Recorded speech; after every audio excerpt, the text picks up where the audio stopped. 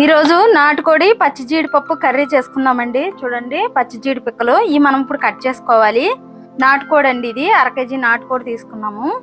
ఈ జీడిపప్పు ఈ నాటుకోడి కర్రీ చేసుకుందాం. ఫస్ట్ ఈ జీడిపప్పు కట్ చేసుకుందామండి. ఇప్పుడు నేను జీడిపప్పు కట్ చేస్తాను. ఇంకోండి, జీడిపప్పు కట్ చేస్తున్నాను.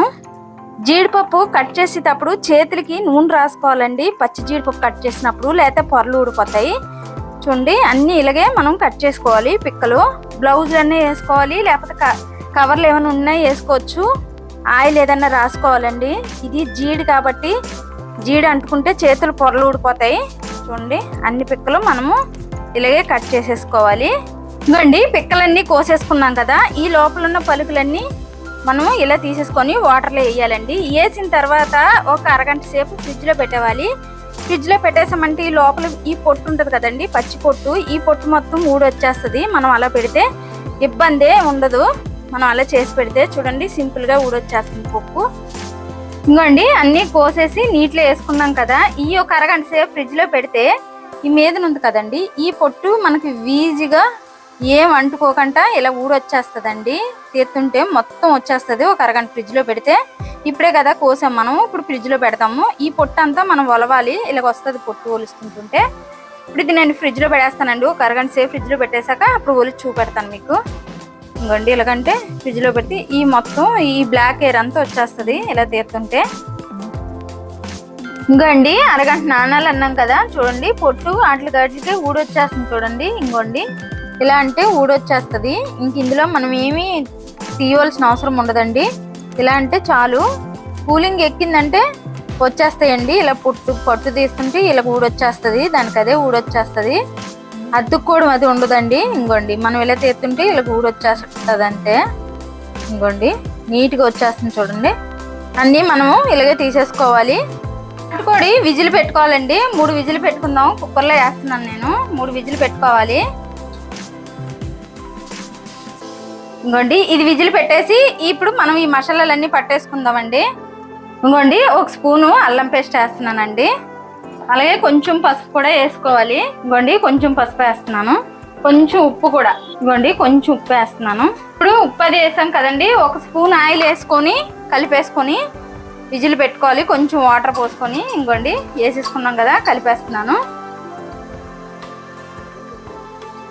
ఇంకోండి, ఇలా కలిపేసుకున్నాం కదా. ఇందులో కొంచెం వాటర్ వేసుకొని 3 విజిల్ పెట్టేస్తే అయిపోతుంది. ఇది విజిల్ పెట్టేసి మనము మసాలాలు పట్టుకుందాం. ఇందులో కావాల్సినవి 2 పచ్చిమిరకాయలు కట్ చేసి పెట్టానండి. కొంచెం కరివేపాకు తీసుకున్నాను. ఒక 10 ఎల్లుల్లిపాయలు, అందులో కొంచెం అల్లం ముక్కలు, 1 టమాటా, 1 ఉల్లిపాయ కట్ చేసి పెట్టాను. ఇప్పుడు ఇవన్నీ మనము మిక్సీ వేసేసుకోవాలండి. మిక్సీ జార్లో వేస్తున్నాను. అల్లం వేసాను, వెల్లుల్లి కూడా వేసేస్తున్నాను, టమాటా కూడా వేసేసి ఉల్లిపాయ కూడా వేసి మొత్తం మిక్సీ పట్టేసుకుందాం. ఇంకోండి, ఇది విజిల్ వచ్చే లోపల, చికెన్ విజిల్ వచ్చే లోపల మనం ఇటేపు మసాలా వేపుకుందామండి. కళాయి పొయ్యి మీద పెట్టాను. నూనె పోస్తున్నాను. ఒక 3 స్పూన్లు నూనె పోస్తున్నానండి. ఇంకోండి, నూనె వేడెక్కింది. పచ్చిమిరపకాయలు వేస్తున్నాను. అలాగే జీడిపప్పు కూడా వేసేస్తున్నానండి.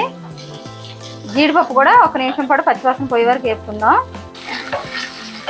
1 నిమిషం పాటు వేపుకుంటే చాలండి. జీడిపప్పు ఎక్కువ వేపవసరం లేదు. ఇంకోండి, 1 నిమిషం పాటు వేగింది కదా. ఇప్పుడు మీకు మసాలా మొత్తం మిక్సీ పట్టించు కదండి, అది కూడా మనం ఇందులో వేసేసుకుందాం. వేసేసుకొని 1 నిమిషం పాటు వేపుకుందాం. కొంచెం పసుపు వేస్తున్నానండి. అలాగే రుచికి సరిపడిన ఉప్పు కూడా వేస్తున్నాను. అందులో కొంచెం ఉప్పు వేసాం కదండి, ఇందులో కూడా కొంచెం వేసుకున్నాము. వేసుకొని కలిపేసుకొని ఒక 5 నిమిషాలు మూత పెట్టేసుకుందాం అండి. ఇది మొత్తం పచ్చివాసన పోవాలి కదా. ఇంకోండి, కలిపేసుకున్నాం కదా, మూత పెట్టేస్తాను. ఇంకోండి, చూడండి, మసాలా మొత్తం వేగిపోయింది కదా. ఇప్పుడు మనం ఇందులో కారం వేసుకుందాం. ఇంకోండి, 1 స్పూన్ కారం వేస్తున్నాను. కారం వేసి కలిపేసుకుందాం. కలిపేసుకొని 1 నిమిషం పాటు ఉంచుకుందాం. చికెన్ 3 విజిల్ అన్నాం కదా. ఇప్పుడు ఇది కలిపేసుకున్న తర్వాత చికెన్ చూద్దామండి. ఇంకోండి, చికెన్ 3 విజిల్ అన్నాం కదా. చూడండి, ఉడికిపోయింది. ఇప్పుడు మనము ఈ మసాలాల్లో ఈ నీళ్ళతో పాటుగా ఈ చికెన్ కూడా వేసేసుకుందామండి ఇందులోనే.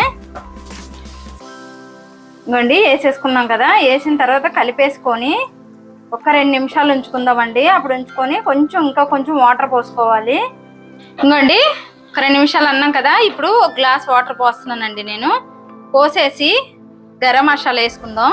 ఈ గరం మసాలా నేను ఇంట్లో తయారు చేసిందేనండి. ఈ గరం మసాలే వాడతాను నేను, బయట గరం మసాలా వాడను. వేసేసుకున్నాం కదా. వేసేసుకొని ఒక 1/2 స్పూన్ వేసానండి గరం మసాలా. వేసేసుకొని కలుపుకొని ఒక 5 నిమిషాలు మూత పెట్టేసుకుందామండి. ఇంకండి అయిపోయింది, 5 నిమిషాలు అన్నాం కదా. జీడిపప్పు, పచ్చి జీడిపప్పు నాటుకోడి కూర అయిపోయిందండి. చూడండి ఎంత ఎమ్మిగా వచ్చిందో. రాగి సంగటి కానీ, వైట్ రైస్ కానీ, చపాతీకి కానీ టేస్ట్ మాత్రం అదిరిపోద్దండి. వేసుకొని వేడిగా తింటుంటే మాత్రం సూపర్గా ఉంటుంది. ఈ పచ్చి జీడిపప్పు నాటుకోడి కూర అయితే మాత్రం ఎక్సలెంట్గా ఉంటుంది. నచ్చితే లైక్ చేయండి, షేర్ చేయండి, కామెంట్ చేయండి, సబ్స్క్రైబ్ చేయండి. కాకపోతే ఒకసారి ట్రై చేయండి ఎలా ఉంటుంది అనేది. టేస్ట్ అయితే మాత్రం చాలా బాగుంటుంది. ఇంక ఇది అయిపోయిందండి, మనం స్టవ్ ఆపేసుకుందాం.